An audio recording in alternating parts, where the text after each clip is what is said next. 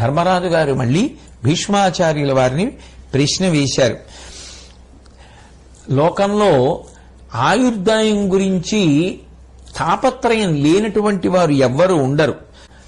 వేదం మనిషి 100 సంవత్సరాలు బ్రతుకుతాడు అని ఆశీర్వచనం చెప్తోంది. కానీ కొంతమంది బాలురుగా ఉండగానే మరణిస్తున్నారే.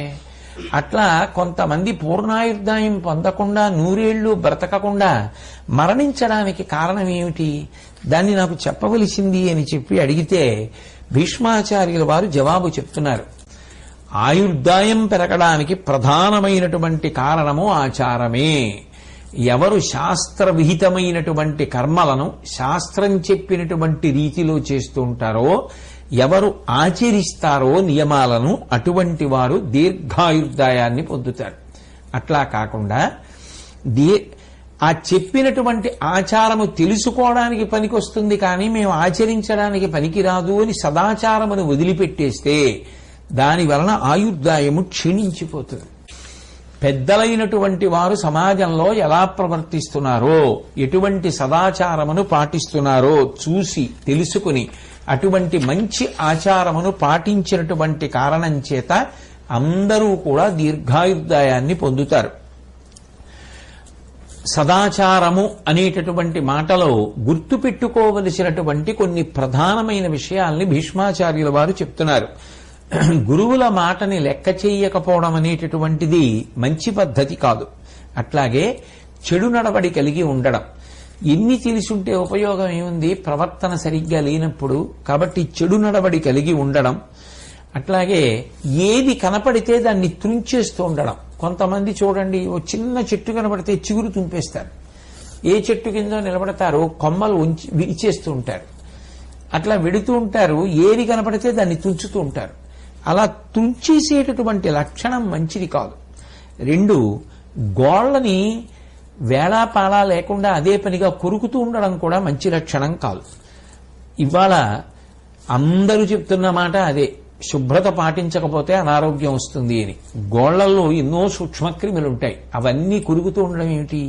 కాబట్టి గోళ్లను కొరకడానికి అలవాటు పడ్డం అనేటటువంటిది మంచి ఆచారం కాదు.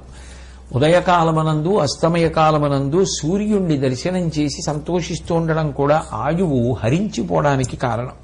అట్లాగే విపరీతమైనటువంటి కోపానికి లోనైపోతూ ఉండడం, ఇతరులను బాధ పెట్టి హింస చేసి సంతోషాన్ని పొందుతూ ఉండడం, అసత్యం పలుకుతూ ఉండడం, ఇవన్నీ కూడా దురాచారాలు.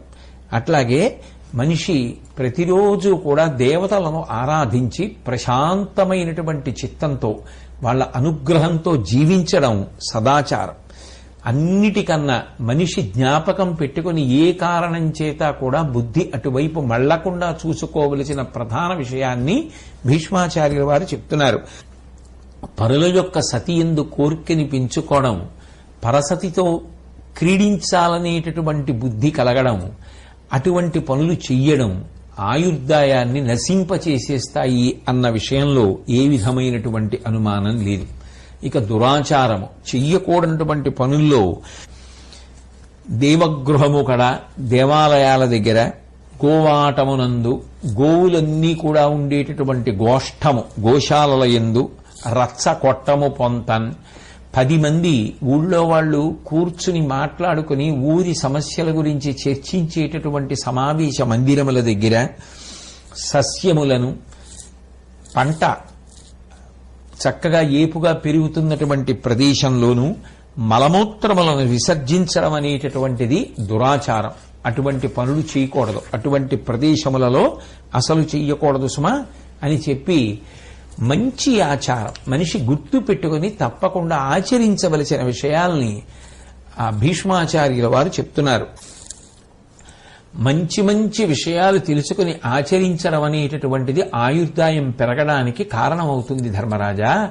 అవి ఏవి మంచి విషయాలు, ఏవి ఆచరించాలి అన్నదాన్ని భీష్ముడు చెప్తున్నాడు. అందులో గురువుగారికి కోపం వచ్చేటట్టుగా ప్రవర్తించడం, గురువుగారికి కోపం వస్తే ప్రసన్నుణ్ణి చేసుకునేటటువంటి ప్రయత్నం చెయ్యకుండా గురువుగారిని నిందించడం, గురువుగారి విషయంలో అబద్ధాలు చెప్పడం ఆయుర్దాయాన్ని తగ్గిస్తాయి. అట్లాగే వేదం చదువుకున్నటువంటి మహానుభావులు వస్తున్నప్పుడు, ఆవులు వస్తున్నప్పుడు దేశాన్ని పరిపాలించేటటువంటి రాజులు వస్తున్నప్పుడు, వృద్ధులైనటువంటి వారు వస్తున్నప్పుడు, బలహీనమైనటువంటి వారు వస్తున్నప్పుడు, బాగా బరువు మోస్తూ వస్తున్నటువంటి వాళ్ళని చూసినప్పుడు, గర్భిణీ స్త్రీలు వస్తున్నప్పుడు తాను పక్కకి వెళ్లి వాళ్ళకి దారి విడిచిపెట్టి వాళ్ళు తేలికగా వెళ్లిపోవడానికి మార్గం సుగమం చెయ్యాలి. అట్లాగే వేదాన్ని బాగా చదువుకుని లోకానికి ధర్మాన్ని నేర్పేటటువంటి బ్రాహ్మణుడు కనపడినప్పుడు, మంగళప్రదమైనటువంటి వస్తువులు అంటే పువ్వులు, తులసి, పళ్ళు, గోవులు ఇటువంటివి కనపడ్డప్పుడు, మంచి మంచి చెట్లు ఇందాక నీ చెప్పినట్టు తులసి, మారేడు ఇటువంటివి కనపడ్డప్పుడు ప్రదక్షిణంగా వెళ్లడం మంచిది. అట్లాగే పూర్ణిమ, అమావాస్య, చతుర్దశి తిథులలోనూ, జన్మదినం నాడు, ద్వాదశి నాడు, అష్టమి నాడు, పౌర్ణమి నాడు, అమావాస్య నాడు బ్రహ్మచర్యాన్ని పాటించాలి. పాదముల యందు కూడా దేవతలు ఉంటారు కాబట్టి ఒక పాదాన్ని ఒక పాదంతో తోమరు. పెద్దలు ఇప్పటికీ కూడా చేత్తో పాదములను తోముకుంటారు, కానీ ఒక పాదాన్ని ఒక పాదం మీద వేసి తోముకోరు. అట్లాగే ఇవన్నీ చాగంటి కోటేశ్వరరావు చెప్పాడనుకోకూడదు. అనుశాసనిక పర్వంలో భీష్మాచార్యుల వారు చెప్పినటువంటి ఉత్తమ ఆచారం.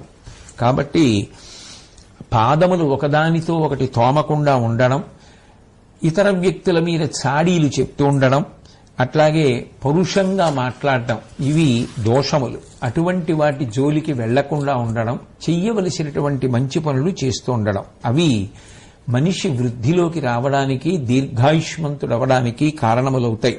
అట్లాగే మహాపాపములు ఏవి అంటే ఏదైనా ఒక అవయవం లేనటువంటి వ్యక్తిని చూసి హేళన చెయ్యడం, అట్లాగే లేమితో బాధపడుతున్న వారు ఉంటారు, ఏదో కారణం చేత వారి యొక్క అవసరాలు తీరక బాధపడుతున్నవారు, అటువంటి వారిని చూసి హేళన చేసి మాట్లాడడం, చదువురాని వాడిని తక్కువ చేసి మాట్లాడడం, అందచందములు భగవంతుడిచ్చినవి, అవి ఒక్కొక్కరి యందు లోపించవచ్చు, అటువంటి వారిని చేసి హేళన చెయ్యడం, నిందించడం మహాపాపం.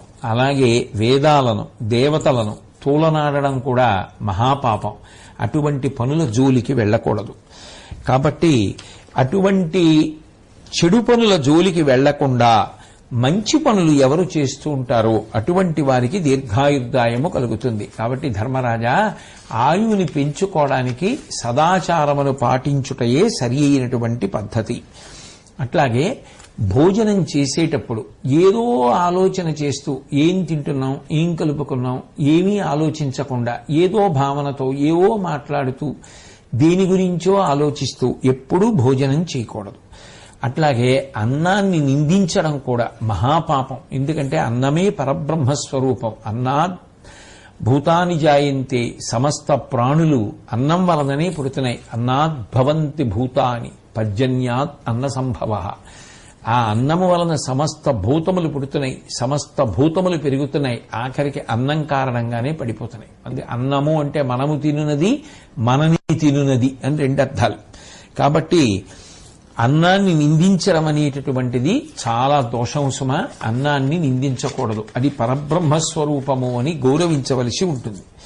అట్లాగే భీష్మాచార్యుల వారు మహానుభావుడు, మహాజ్ఞాని, అందుకు కదూ అంపశయ్య మీద పడుకుని ఉన్నప్పటికీ కూడా శ్రీకృష్ణ పరమాత్మ అన్ని వరములిచ్చి తన మనసు తన బుద్ధి యోగ్యుడు కనుక భీష్మాచార్యుల వారి యందు ప్రవేశపెట్టి ఆయన ద్వారా మాట్లాడించి ధర్మరాజు గారిని అడ్డుపెట్టి దేశకాలములతో సంబంధం లేకుండా జనహితం కోసం అందరికీ ధర్మములను ప్రబోధం చేయిస్తున్నారు అంటే ఆయన ఎంతటి మహాజ్ఞాని, ఎంతటి ఆదర్శమూర్తి, ఎంతటి యోగ్యుడు.